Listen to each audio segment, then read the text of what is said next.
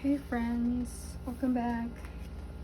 Since we are in the months of choosing planners for the next year, it is both an exciting but also taxing kind of season for journal and planner enthusiasts. At least for me, that's how I feel. Especially the range of choices of planners you have now have significantly grown, which is of course it's a good problem. With that, I decided to allot most of my videos this month to give you a review of the planners I've used for this year, to give you a detailed review on them to guide you in your next purchase. This would be a great pair with the first impression videos that you can easily find in YouTube to really give you a feel of using it. So the first planner that I'm gonna be reviewing is the Stalogy Notebook in A6 grid. This one is the half-year version, which is around 192 pages, I think. So the dimensions of this planner are 5 inches in length and 5.8 inches in length and 4 inches width. It's almost the same size with the Hobonichi notebook and the Take-A-Note Planner A6. It's sort of like just 3.mm. I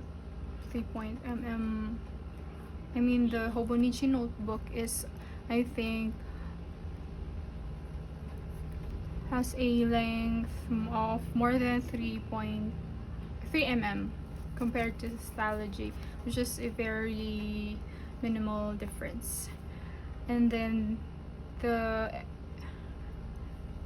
edges of the notebook is not sharp compared to the Hobonichi notebook and the Take-A-Note Planner in A6, which has also a sharp edge. This one has a rounded edge. The binding is stiff at first, unlike the Hobonichi and Take-A-Note Planner that lays flat even if they're not yet used as much.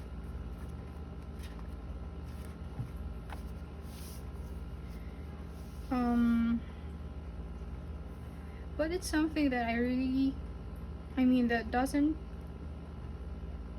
don't really give so much weight on it in choosing a planner. But if you're someone who finds that very important to you, I think you have to consider that before purchasing a Stalogy notebook. The cover does have, I think, 4 colors to choose from, or 5. Red, yellow, light blue, and black. Not sure if they do release a limited edition on a certain year. What I could say with the cover comparing to the Hobonichi and Take-A-Note Planner is that I think this one is waterproof compared to the other two. I actually don't cover it. I think I don't need to put on a cover because I think it is very sturdy, and as long as you place it in a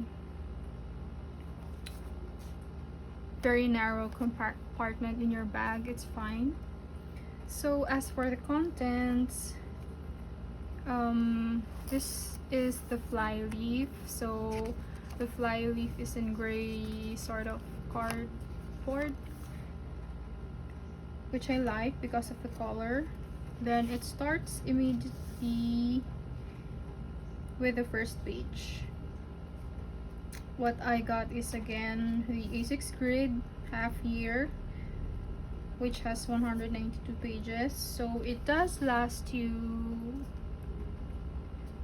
6 months if you allot only 1 page per day.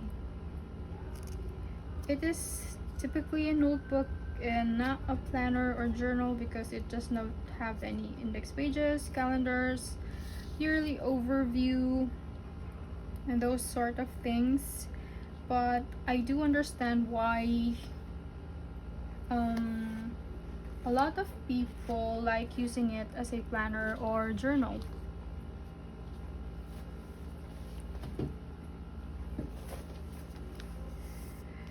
The paper is similar to the Tomoe River paper with the same thin onion skin quality and remarkable liquid ink resistance. It is sliced. The paper is slightly more textured than the Tomoe River paper, but I actually like it. This is actually why I love using it, because of the paper. It is as white to the Hobonichi Tomoe River paper, or even maybe whiter. So this is the comparison. This is the Hobonichi notebook, and this one is the Take a Note planner in A6.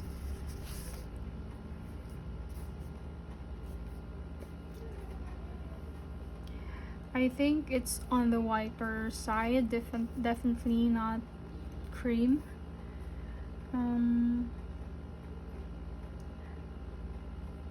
I love the paper because it reminds me of Siopao or the bread or bun of a Cantonese steamed bun. I like my journal paper to be white because it means I can use any color of ball pens and stickers on it, since compared to cream paper, which do not jive well with cool colored inks or stickers, which are normally gray, blues, pinks, violets. And the problem is I often use gray. That's why I prefer white paper, because of its flexibility to match any color of or stickers. The second very important thing that I like with this paper is that it doesn't smudge. I rarely have smudge or close to nothing when using this planner. I mean this notebook.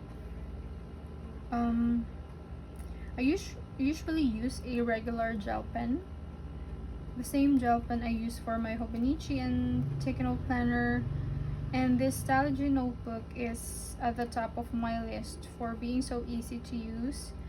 It's very freeing to write without any pencil boards to cover it to avoid smudging. It gives you that feeling of using a regular notebook without the hassle of having to wait for the ink to dry, or having a pencil board with it, but also having a very high quality paper. So the way I use it is sort of my dailies and journal. It's a mix of that. So I'm gonna show you some of my recent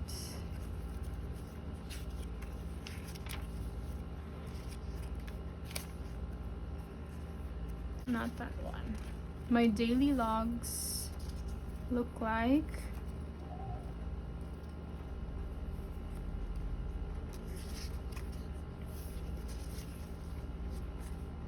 So I got this, I think, template from Sujay Plans. the left page is where I write the date, my priorities for the day, tasks and chores, how the actual day went, my food and outfit tracker. And then on the right side is where I log my brain dump, Bible study, journal, anything that happened on a day, or my thoughts on a day. So it's a mix of a planner and a journal or diary. I had the inkling of buying this planner last August because I had that discomfort of not having a planner to log future planning, even though I'm using my Hobonichi Weeks as a personal planner, because it is designed sort of for archiving tasks. So to show you, this is how I log personal stuff like this. I normally record it in a very organized manner: my food tracker, my chores for the day, my schedule, and my outfit tracker.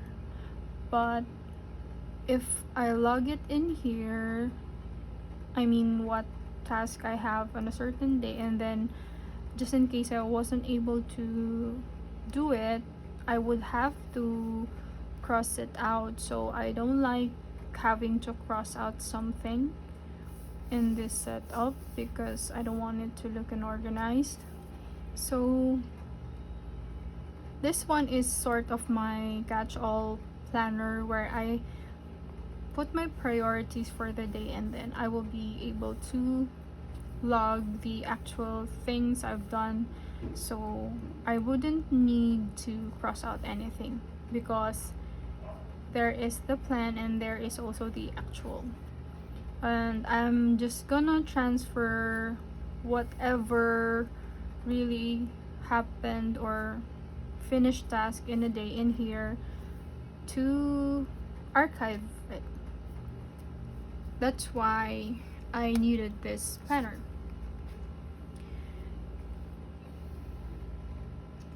And also, my work planner is also designed like that. So this is the Hobonichi Notebook. As much as possible, I don't want any erasures in this planner.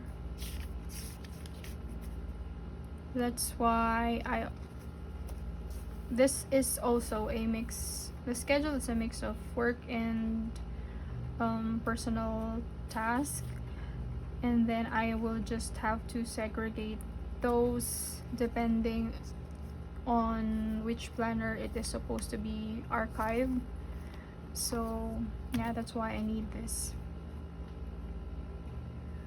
And then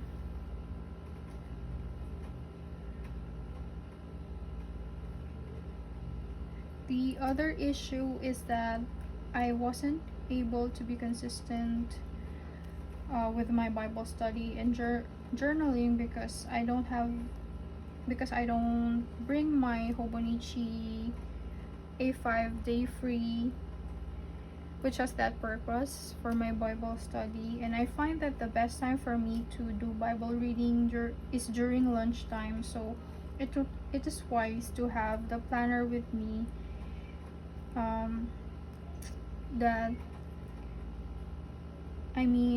It is wise to have a planner with that purpose to be the one I bring with me every day, and that is this one. I've been using it for more than 2 months now, and it's been working really great. And this template is very straightforward and it works for me. I also enjoy that I have my daily pages to have a brain dump and Bible study. I also, since this notebook is just primarily a notebook, I also make my calendar, and this one is my mental health tracker. I just covered this because these are the contributors of whatever my feelings or emotions are in a certain day. That's why I need to cover it. I used to log this one in my Hobonichi weeks, but since I'm not bringing this planner with me every day, I had to transfer this one. This one is my mental health tracker in my Hobonichi weeks. I do think that it looks better with the Hobonichi weeks. However, because like I said, I wasn't able to, or I don't bring this anymore with me. I need to transfer the contents of that mental health tracker.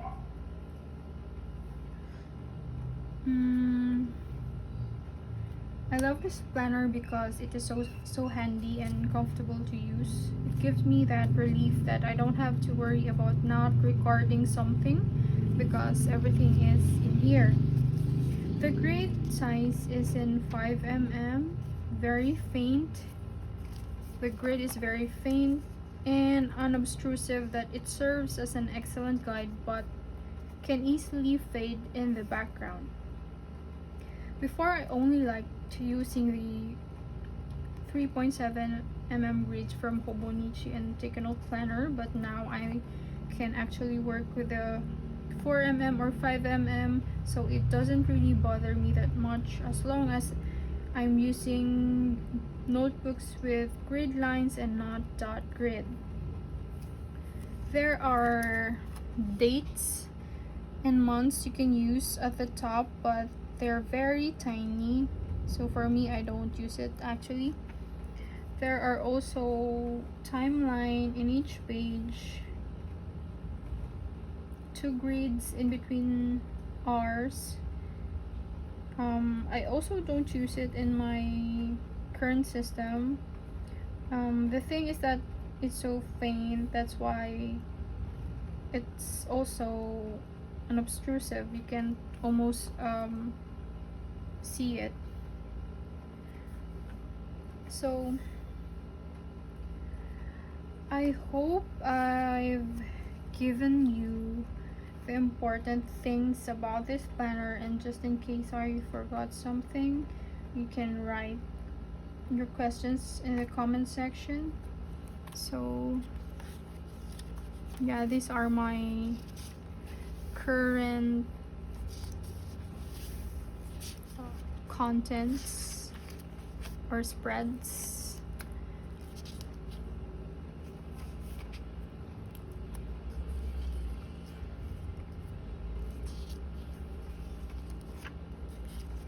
I just had to cover this part because some things in here are very personal.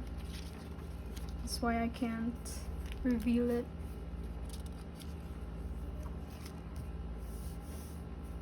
So yeah, this planner is very simple, very handy, and really works for me.